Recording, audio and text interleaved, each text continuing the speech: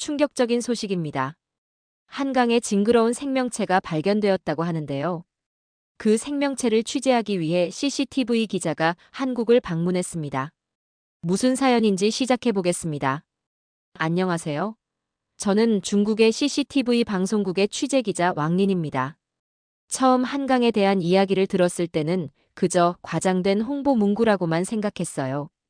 세계 도시계획 전문가들 사이에서 서울의 한강이 최고의 벤치마킹 대상으로 평가받고 있다는 소식이 믿기지 않았거든요.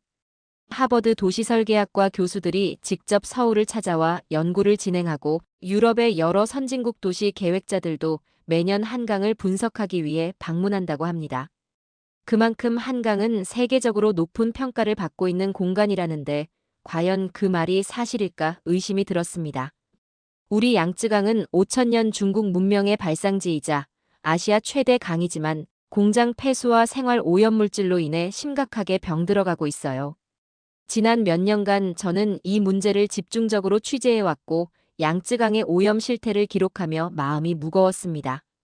특히 2020년 십리강의 지류들이 모두 붉은 빛으로 변해버린 끔찍한 광경은 지금도 제 마음에 깊이 각인되어 있어요. 그런 상황에서 한강에 대한 찬사는 더욱 의아하게 느껴졌습니다. 한국의 한강이 과거 심각하게 오염되었다가 수십 년간의 노력 끝에 생태계를 회복했다는 이야기가 사실이라면 그들은 어떻게 그것을 해냈을까요?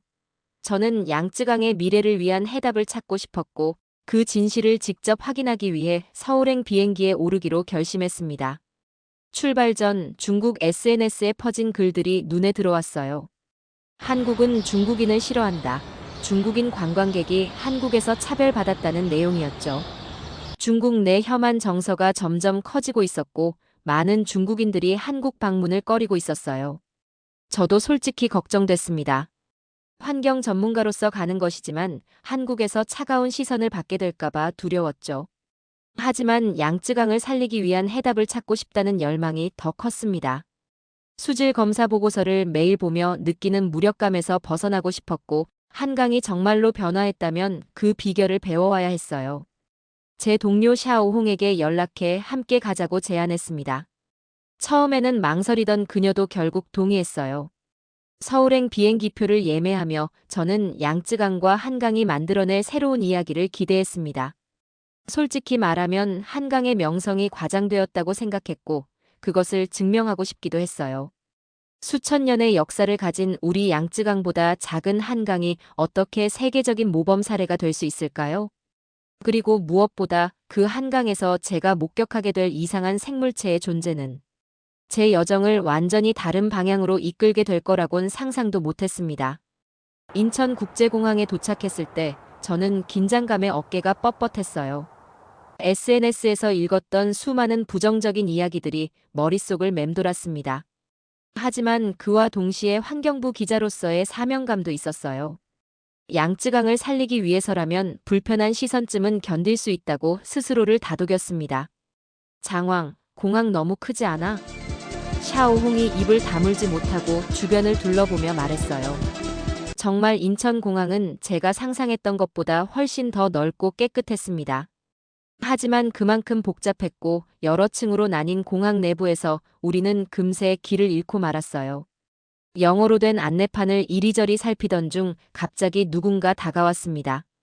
도움이 필요하신가요?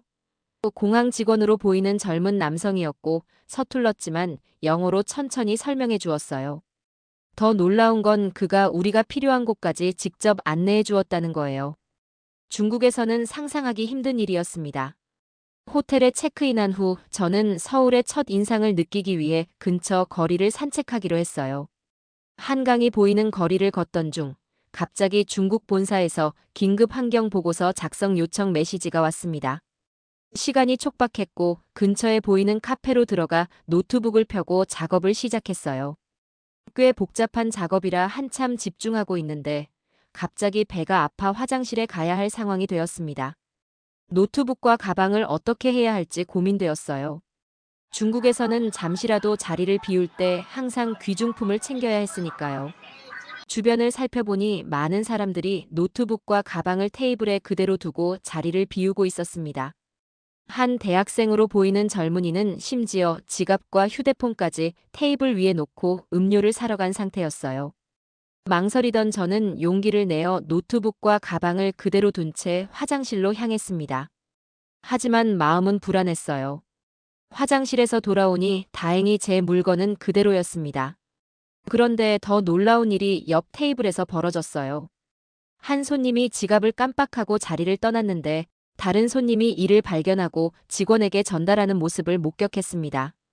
중국에서면 아마도 지갑은 사라졌을 텐데 말이죠. 카페에서 일을 마치고 나오는 길에 샤오홍에게 문자를 보냈어요. 한국 사람들 생각보다 훨씬 친절해. 이곳 분위기가 정말 달라. 샤오홍은 곧바로 답장을 보냈습니다. 나도 그래. 호텔 프론트에서 중국어로 인사해 주셨어. SNS에서 본 것과 너무 달라. 저녁에 호텔 로비에서 만난 샤오홍은 여전히 흥분한 상태였어요. 우리는 예상치 못했던 친절함에 대해 이야기를 나누며 내일 한강사업본부를 방문할 계획을 세웠습니다. 양쯔강과 한강, 두 강의 이야기를 넘어 이제 두 나라의 사람들에 대한 이야기도 함께 알아가게 될 것 같았어요. 서울의 밤 풍경을 바라보며 생각했습니다. 우리가 가진 선입견이 얼마나 쉽게 깨질 수 있는지, 그리고 직접 경험하는 것이 얼마나 중요한지를. 내일 만나게 될 한강, 그리고 그 강을 살려낸 사람들에 대한 기대감으로 가슴이 부풀었어요. 이 여행이 양쯔강의 미래를 바꿀 수 있을까요? 저는 그날 밤 오랜만에 희망찬 마음으로 잠이 들었습니다. 아침 일찍 우리는 한강사업본부로 향했어요. 택시에서 창밖으로 보이는 서울의 모습은 상하이와 비슷하면서도 달랐습니다.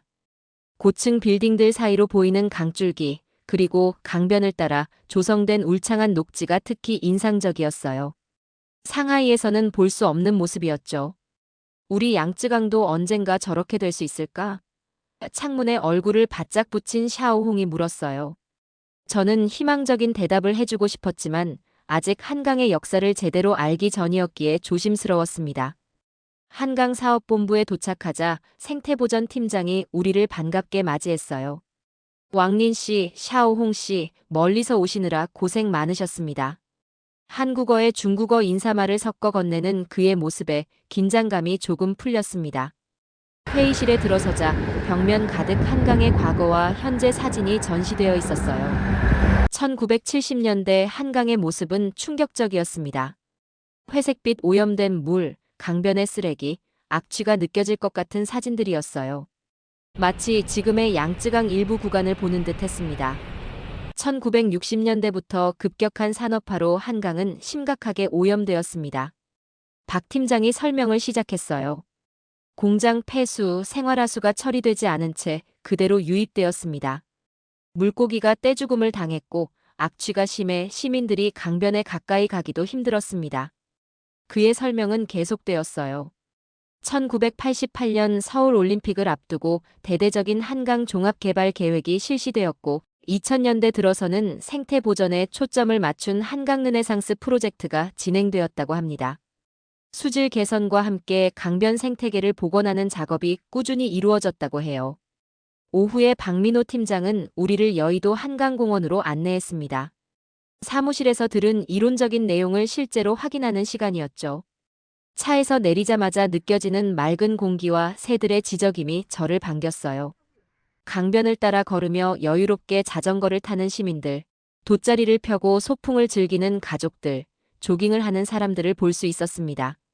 한강은 서울 시민들의 일상 속에 자연스럽게 녹아 있었어요. 양쯔강 주변에서는 볼 수 없는 광경이었습니다. 팀장님, 시민들의 참여가 정말 대단해요. 중국에서는 환경 보호를 정부의 일로만 여기는 경우가 많거든요. 제가 감탄하자 박 팀장은 의미심장한 대답을 해주었어요. 사실 처음부터 이렇지 않았습니다. 한강이 변하기 시작한 건 시민들이 강을 자신들의 것으로 여기기 시작했을 때부터예요. 그전까지는 정부 주도의 개발과 보전이 이루어졌지만 한계가 있었죠. 해가 기울기 시작할 무렵, 우리는 한강변의 조용한 지점으로 자리를 옮겼어요. 저는 서울의 전경을 바라보며 잠시 생각에 잠겼습니다. 고층 빌딩 숲 사이로 푸른빛처럼 이어지는 한강의 모습이 너무나 아름다웠어요. 그런데 갑자기 눈에 띈 것이 있었습니다. 강물 위에서 검은 무언가가 꿈틀거리는 것 같았어요. 처음에는 그냥 물결이나 쓰레기라고 생각했습니다. 하지만 자세히 보니 분명 움직이고 있었어요. 저게 뭔가요? 저도 모르게 손가락으로 가리키며 물었습니다. 박 팀장이 미소를 지으며 대답했어요. 아, 봄이 되면 나타나는 현상인데요. 잠시 후면 더 많이 보일 겁니다. 해가 더 기울자 놀라운 광경이 펼쳐졌습니다. 한강 수면 위로 수천, 아니 수만 마리의 검은 생물체들이 꿈틀거리며 수영하고 있었어요. 이들은 마치 춤을 추듯 몸을 비틀며 움직였고 그 수는 점점 더 늘어났습니다. 저는 충격을 받았어요. 세계적으로 칭송받는 한강에 이런 괴상한 생물체들이 득실거리다니. 이건 분명 심각한 오염의 증거가 아닐까? 한강의 명성은 모두 허상이었던 걸까? 공포와 실망감이 밀려왔습니다. 이건 오염 때문에 생긴 현상 아닌가요? 저는 떨리는 목소리로 물었어요. 박 팀장은 웃음을 참는 듯 했습니다. 아닙니다. 오히려 그 반대예요. 이건 한강 생태계가 건강하다는 증거랍니다. 저는 그의 말을 믿을 수 없었어요. 어떻게 이런 끔찍한 광경이 건강한 생태계의 증거가 될 수 있단 말인가? 샤오홍도 놀란 표정으로 강물을 응시하고 있었습니다. 저희 한국인들도 처음 볼 때는 놀라곤 해요. 더 자세히 알아보실래요? 박 팀장이 제안했어요. 저는 고개를 끄덕였습니다. 이 이상한 생물체의 정체가 궁금했어요. 그리고 이 존재가 정말로 환경오염이 아닌 생태계 건강의 증거라면 도대체 어떤 이유에서인지 알고 싶었습니다. 박 팀장은 우리를 강변 가까이로 안내했어요. 그리고 손전등을 꺼내 물 위를 비추었습니다. 빛이 닿자 더 많은 생물체들이 그쪽으로 모여들었어요. 이제 그들의 모습이 더 선명하게 보였습니다. 길쭉한 검은 몸통에 수많은 다리가 달린 이 생물체들은 마치 공포영화에 나올 법한 모습이었어요. 저는 본능적으로 몸을 뒤로 물러났습니다. 그런데 박 팀장은 태연하게 손을 물에 담갔고 그중 하나를 건져 올렸어요. 이것이 바로 갯지렁이입니다. 정확히는 참갯지렁이라고 하죠. 봄철 번식기의 짝짓기를 위해 수면 위로 올라오는 겁니다. 갯지렁이라고요? 저는 깜짝 놀랐습니다. 한강은 민물인데 어떻게 바다에 사는 생물이? 제 의문을 읽은 듯 박 팀장이 설명을 이어갔어요. 한강은 바다와 가까워서 기수역의 특성을 가지고 있습니다. 그래서 이런 해양 생물들이 서식할 수 있어요. 그리고 이 갯지렁이들이 대량으로 출현한다는 건 한강의 수질이 좋고 생태계가 건강하다는 증거입니다. 저는 그 말을 온전히 받아들이기 어려웠어요. 갯지렁이라는 말에 저는 여전히 의심이 가득했어요. 한강이 정말 건강한 생태계를 가지고 있다면 왜 이런 징그러운 생물체들이 대량으로 출현하는 걸까요? 저는 더 자세히 알아보기로 마음먹었습니다. 이 갯지렁이에 대해 더 알고 싶어요. 내일 다시 와서 자세히 관찰해도 될까요? 제가 물었어요. 박 팀장은 흔쾌히 동의했습니다. 물론이죠. 저희 연구원 중에 이 갯지렁이를 전문적으로 연구하는 분이 있어요. 내일 소개해드리겠습니다. 호텔로 돌아오는 길에 저는 인터넷으로 갯지렁이에 대한 정보를 찾아보았어요. 참갯지렁이는 바다나 기수역에 사는 환영동물이라고 합니다. 그리고 정말로 봄철 번식기에 짝짓기를 위해 수면 위로 올라온다는 내용도 있었어요. 하지만 여전히 믿기 어려웠습니다. 만약 이게 정말 정상적인 자연현상이라면 왜 우리는 양쯔강에서 이런 걸 본 적이 없을까? 샤오홍은 잠시 생각하더니 대답했습니다. 어쩌면 양쯔강이 너무 오염되어서 그런 생물들이 살 수 없는 건 아닐까? 다음 날 아침, 우리는 약속대로 다시 한강변으로 향했어요. 이번에는 한강의 수생생물을 연구하는 전문가 김 박사님을 만났습니다. 왕린 씨, 반갑습니다. 어제 갯지렁이에 관심이 많으셨다고 들었어요. 김 박사가 말했습니다. 저는 솔직하게 제 의문을 표현했어요. 네, 사실 저는 이 생물체들이 오염의 증거가 아닌지 의심스러웠습니다. 중국에서는 이런 현상을 본 적이 없거든요. 김 박사는 미소를 지었습니다. 많은 사람들이 처음에는 그렇게 생각해요. 하지만 사실은 정반대입니다. 이 갯지렁이들은 수질이 좋아야만 살 수 있어요. 특히 산소가 풍부하고 오염물질이 적은 환경을 선호하죠. 그녀는 우리를 작은 연구선으로 안내했어요. 우리는 배를 타고 한강의 여러 지점을 돌아다니며 갯지렁이의 서식 환경을 관찰했습니다. 갯지렁이는 주로 한강의 하구 지역과 그 주변에 서식합니다. 특히 뻘 속에 살다가 번식기가 되면 수면 위로 올라와요. 김 박사가 설명했어요. 저희는 매년 이 시기에 그들의 수를 기록하고 분포 상황을 연구합니다. 배 위에서 김 박사는 특별한 그물을 이용해 갯지렁이 몇 마리를 채집했어요. 그리고 작은 수조에 넣어 자세히 관찰할 수 있게 해주었습니다. 보세요. 이들의 움직임이 얼마나 매끄러운지. 김 박사가 가리켰어요. 몸 전체를 파도처럼 움직이며 헤엄치죠. 그리고 여기 이 돌출부는 다리인데 헤엄칠 때 균형을 잡는 데 도움을 줍니다. 이 갯지렁이들은 물고기들의 중요한 먹이가 되기도 해요. 김 박사가 계속 설명했습니다. 그리고 이들이 대량으로 출현하는 시기는 한강의 생태주기에서 중요한 이벤트예요. 철새들도 이 시기에 맞춰 이동 경로를 계획하기도 하죠. 그때 강변에서 한강을 바라보고 있는 노인 한 분을 발견했어요. 김 박사는 우리를 그분께 소개했습니다. 안녕하세요, 김할아버님. 오늘도 한강 구경 나오셨네요. 김 박사가 인사했어요. 그럼 오늘같이 갯지렁이가 많이 보이는 날은 꼭 나오지. 할아버지가 웃으며 대답하셨습니다. 이맘때가 항상 장관이라네. 김할아버지께서는 한강의 변화를 지켜보신 분이에요. 김 박사가 설명했어요. 한강 생태계의 역사를 가장 잘 아는 분들 중 한 분이죠. 저는 용기를 내어 질문했습니다. 할아버지, 예전 한강은 어땠나요? 이 갯지렁이들도 항상 있었나요? 할아버지가 고개를 끄덕이셨어요. 내가 어릴 적에도 봄만 되면 이놈들이 물 위로 올라왔지. 그런데 1970년대부터 1980년대 중반까지는 거의 볼 수 없었어. 강이 너무 더러워져서 다 죽었거든. 그러다가 강이 다시 깨끗해지면서 돌아왔지. 갯지렁이가 돌아온 걸 보고 나는 정말 기뻤다네. 한강이 살아났다는 증거였으니까. 할아버지의 말씀은 저에게 큰 충격이었어요. 제가 징그럽고 이상하다고만 생각했던 이 생물체들이 사실은 한강의 회복을 상징하는 존재였다니. 배로 돌아오는 길에 김 박사가 말했습니다.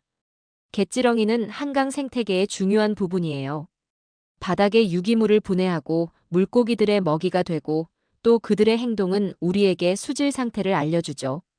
자연의 일부분으로서 각자의 역할이 있는 거예요. 저는 이제 이 갯지렁이들을 좀 다른 시각으로 보기 시작했어요. 여전히 그 모습은 약간 징그러웠지만 이들의 존재 의미와 생태적 가치를 이해하기 시작했습니다. 저녁이 되자 김 박사는 우리를 강변의 어두운 곳으로 안내했어요. 그리고 강력한 손전등을 물 위에 비췄습니다. 믿을 수 없는 광경이 펼쳐졌어요. 수천 마리의 갯지렁이들이 빛을 향해 모여들었고 그 움직임이 마치 춤을 추는 것처럼 보였습니다. 이들은 빛에 반응해요. 김 박사가 설명했어요. 자연 상태에서는 달빛을 따라 움직이기도 하죠. 이런 행동은 그들의 번식과 관련이 있습니다. 저는 카메라를 꺼내 이 광경을 촬영했어요. 처음에는 이상하고 혐오스럽게 느껴졌던 이 생물체들이 이제는 신비롭고 경이롭게 보였습니다. 그들의 몸이 반짝거리며 물결을 만드는 모습은 어떻게 보면 아름답기까지 했어요. 갯지렁이는요, 김 박사가 조용히 말했습니다. 우리에게 많은 것을 가르쳐 줍니다. 자연은 우리가 생각하는 것보다 훨씬 복잡하고 정교하다는 것, 그리고 우리의 첫인상이나 선입견이 항상 옳은 것은 아니라는 것을요. 그 말에 깊이 공감했어요. 저는 한강에 대한 의심과 편견을 가지고 왔고 이 갯지렁이들을 보고 즉시 부정적으로 판단했습니다. 하지만 실제 진실은 제 예상과 완전히 달랐어요. 호텔로 돌아가는 길에 샤오홍이 말했어요. 참 신기하지 않아? 우리가 이상하고 징그럽다고 생각한 것이 사실은 건강한 생태계의 증거였다니. 다음 날 아침, 저는 호텔 창가에 서서 한강을 바라보았어요. 어제까지만 해도 징그럽고 기괴하게 느껴졌던 그 검은 생물체들이 이제는 다르게 보였습니다. 갯지렁이, 이 작은 생명체들이 한강의 건강한 생태계를 증명하고 있었어요. 호텔 로비에서 샤오홍과 만난 저는 어제의 발견에 대해 이야기를 나눴습니다. 처음에는 너무 이상하고 징그러워서 한강이 오염된 증거라고 생각했는데 알고 보니 정반대였다는 사실이 여전히 놀라웠어요. 사실 처음 봤을 때는 일부러 더 이상하고 충격적인 것처럼 보이게 하려고 했습니다. 이걸 기사화해서 한강의 실체를 폭로하겠다는 생각까지 했으니까요. 샤오홍은 양쯔강도 언젠가 한강처럼 될 수 있을지 궁금해했어요. 그 질문에 대한 답을 찾기 위해 우리는 오늘 더 자세한 조사를 계획했습니다. 아침 식사를 마치고 한강사업본부로 향했어요. 오늘은 한강의 수질 개선 역사와 생태 복원 과정에 대해 더 자세히 알아보기로 했습니다. 사업본부에 도착하자 이번에는 수질관리팀장이 우리를 맞이했어요. 그녀는 우리를 회의실로 안내하고 한강의 수질 변화 그래프를 보여주었습니다. 윤 팀장의 설명에 따르면 1980년대 초반까지는 수질이 매우 나빴다고 합니다. 생화학적 산소요 구량 BOD 높고 용존산 소량 DOE 낮았지만 1988년 서울올림픽을 계기로 대대적인 수질 개선 사업이 시작되었고 2000년대 들어서는 더욱 향상됐다고 해요. 윤 팀장은 수치와 그래프를 통해 한강의 극적인 변화를 설명했어요. 특히 인상적이었던 것은 생물 다양성의 회복이었습니다. 1970년대에는 한강에서 발견되는 어종이 겨우 20여 종에 불과했지만 지금은 60종 이상의 물고기가 살고 있다고 합니다. 멸종위기종이었던 꺽지, 괭경이가 돌아왔고 심지어 수달까지 관찰되고 있다고 해요. 제가 갯지렁이도 그중 하나냐고 물었더니 윤 팀장은 갯지렁이는 특히 민감한 생물이라고 설명했어요. 수질이 나쁘면 가장 먼저 사라지는 생물 중 하나라서 그들이 돌아왔다는 것은 한강 생태계가 회복되고 있다는 명확한 신호라는 것입니다. 윤 팀장은 우리를 데이터 관리실로 안내했어요. 그곳에서는 실시간으로 한강의 수질을 모니터링하고 있었습니다. 여러 지점에 설치된 센서들이 산소량, pH, 오염물질 농도 등을 측정하고 있었어요. 한강사업본부에서는 24시간 한강을 모니터링하며 조금이라도 이상이 감지되면 즉시 조치를 취한다고 합니다. 또한 정기적으로 직접 샘플을 채취해 분석한다고 해요. 저는 양쯔강 상황을 떠올렸어요. 우리도 모니터링 시스템을 갖추고 있지만 이렇게 통합적이고 즉각적인 대응 체계는 아직 미흡했습니다. 수질 연구원들은 한강의 미생물부터 대형 생물까지 다양한 생태계 요소를 연구하고 있었어요. 그중 한 구석에 갯지렁이 전시 코너가 있었습니다. 이곳에는 갯지렁이의 생태에 대한 상세한 설명과 함께 여러 시기에 촬영된 사진들이 전시되어 있었어요. 1960년대 초반, 1980년대 중반, 그리고 2000년대 이후 다시 대량으로 출현하는 모습을 시간순으로 볼 수 있었습니다. 이 작은 생물의 역사가 곧 한강의 역사를 보여주고 있었어요. 저녁이 되자 우리는 다시 한강변으로 나갔어요. 이번에는 갯지렁이들을 새로운 시각으로 바라보았습니다. 물 위에서 춤추듯 움직이는 그들의 모습이 이제는 신비롭게 느껴졌어요. 수많은 갯지렁이들이 만들어내는 물결 무늬는 강물에 별빛이 춤추는 것처럼 아름답게 보였습니다. 갯지렁이의 비밀을 알게 된 후 저는 한강을 완전히 새로운 눈으로 바라보기 시작했어요. 이제 한강의 다른 측면들도 더 자세히 알아보고 싶었습니다. 다음 날 우리는 한강의 다양한 공공시설과 생태 공간을 탐방하기로 했어요. 아침 일찍 우리는 자전거를 대여했습니다. 한강 자전거 도로는 총 길이가 80km가 넘는다고 해요. 서울 전체를 한 바퀴 돌 수 있는 규모라고 합니다. 자전거를 타고 달리는 동안 한강의 광활한 폭이 실감났어요.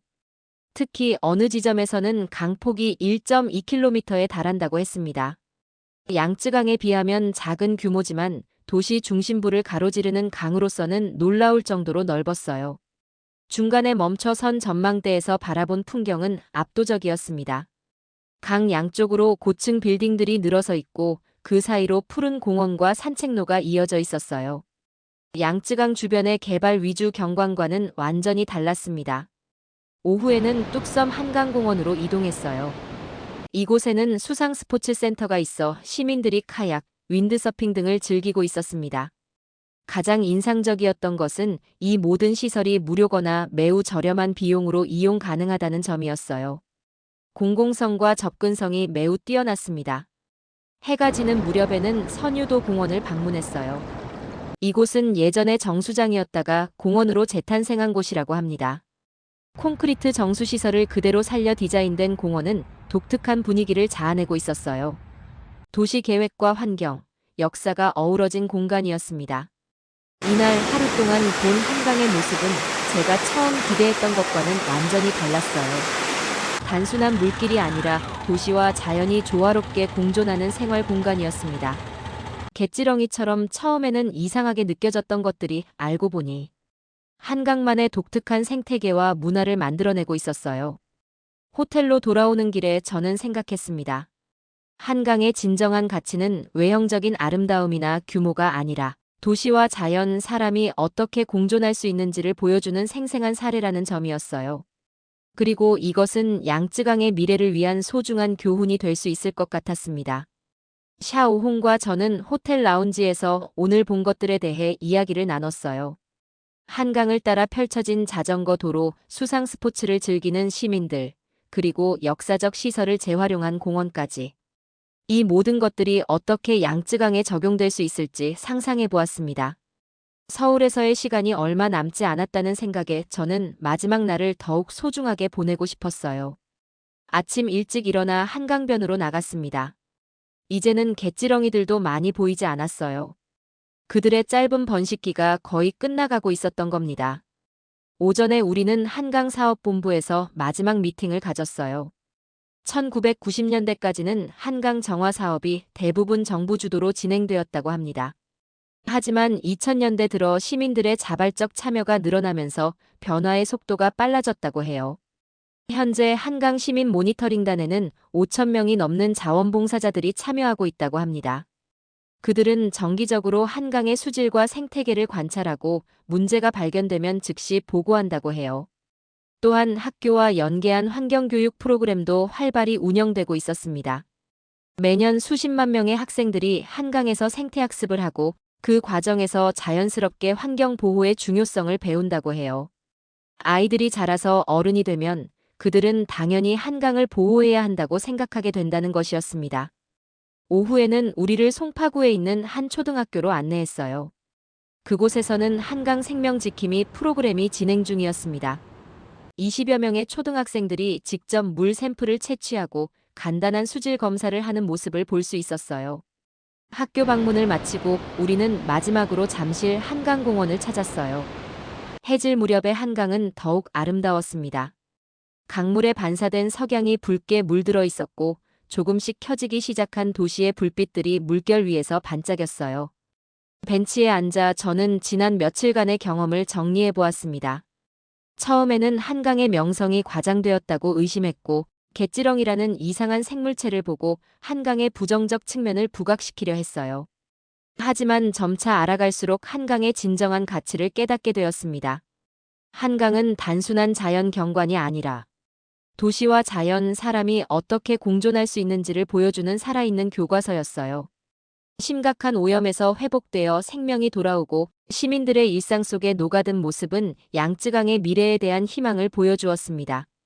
저는 노트북을 꺼내 양쯔강 르네상스 계획의 초안을 작성하기 시작했어요. 한강에서 배운 교훈을 바탕으로 양쯔강만의 특성을 살린 복원 계획이었습니다. 핵심은 정부 주도의 대규모 정화 사업과 함께 시민들의 자발적 참여를 이끌어내는 것이었어요. 첫째, 양쯔강 보호법의 실효성을 강화하기 위한 시민감시단 구성. 둘째, 양쯔강 주변 학교들과 연계한 환경교육 프로그램 개발. 셋째, 지역 특성에 맞는 생태 복원 시범 사업 시작. 넷째, 기업과 시민이 함께하는 양쯔강의 친구들 네트워크 구축. 계획을 세우면서 저는 확신했어요. 한강이 오염에서 회복될 수 있었다면 양쯔강도 가능할 것이라고. 물론 쉽지 않은 여정이 되겠지만 지금 첫걸음을 내딛는다면 언젠가는 양쯔강도 한강처럼 건강한 생태계를 회복하고 중국 시민들의 삶에 더 가까이 다가갈 수 있을 것입니다. 인천공항으로 가는 택시 안에서 저는 창밖으로 마지막으로 한강을 바라보았어요. 며칠 전만 해도 이 강에 대한 의심과 편견으로 가득 차 있었는데 이제는 그 생각이 완전히 바뀌었습니다. 특히 갯지렁이라는 이상한 생물체를 통해 자연의 경이로움과 생태계 회복의 신비를 경험했어요. 샤오홍은 여행 내내 기록한 노트를 정리하고 있었습니다. 그녀도 이번 여행이 단순한 취재를 넘어 양쯔강의 미래를 위한 중요한 발견의 시간이었다고 느끼는 듯 했어요. 비행기에 오르기 전 저는 박 팀장에게 감사 메시지를 보냈습니다. 그는 곧바로 답장을 보내왔어요.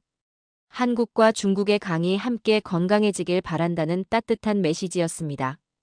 그리고 기회가 되면 자신도 양쯔강을 방문해보고 싶다고 했어요. 비행기 창밖으로 점점 작아지는 한강을 바라보며 저는 이제 무엇을 해야 할지 생각했습니다. 먼저 양쯔강 보존협회 임원들에게 한강에서의 경험과 교훈을 공유하고 양쯔강 르네상스 계획을 제안할 것입니다. 또한 한국의 전문가들과 지속적인 교류를 통해 기술적 자문을 받고 싶었어요.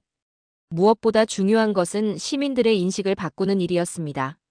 저는 이번 취재를 바탕으로 다큐멘터리를 제작하기로 결심했어요. 제목은 두 강의 이야기 한강에서 양쯔강으로로 정했습니다.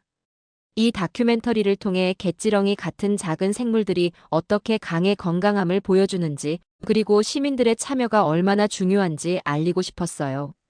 상하이에 도착한 저는 바로 양쯔강으로 향했습니다.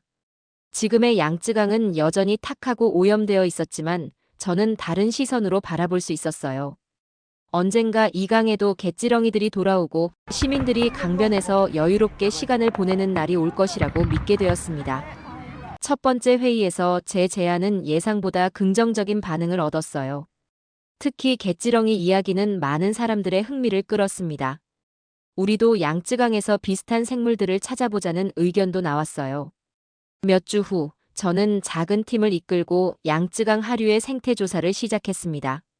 아직 갯지렁이는 발견하지 못했지만 다른 생명체들의 흔적을 찾기 시작했어요. 이제 저는 확신합니다. 양쯔강도 분명 한강처럼 깨끗해질 것이라고. 한강이 수십 년의 노력 끝에 오염에서 벗어나 생명력 넘치는 강으로 부활했듯이 우리 양쯔강도 언젠가는 갯지렁이와 같은 생명체들이 번성하는 건강한 강으로 돌아올 것입니다. 오늘 사연은 여기까지입니다.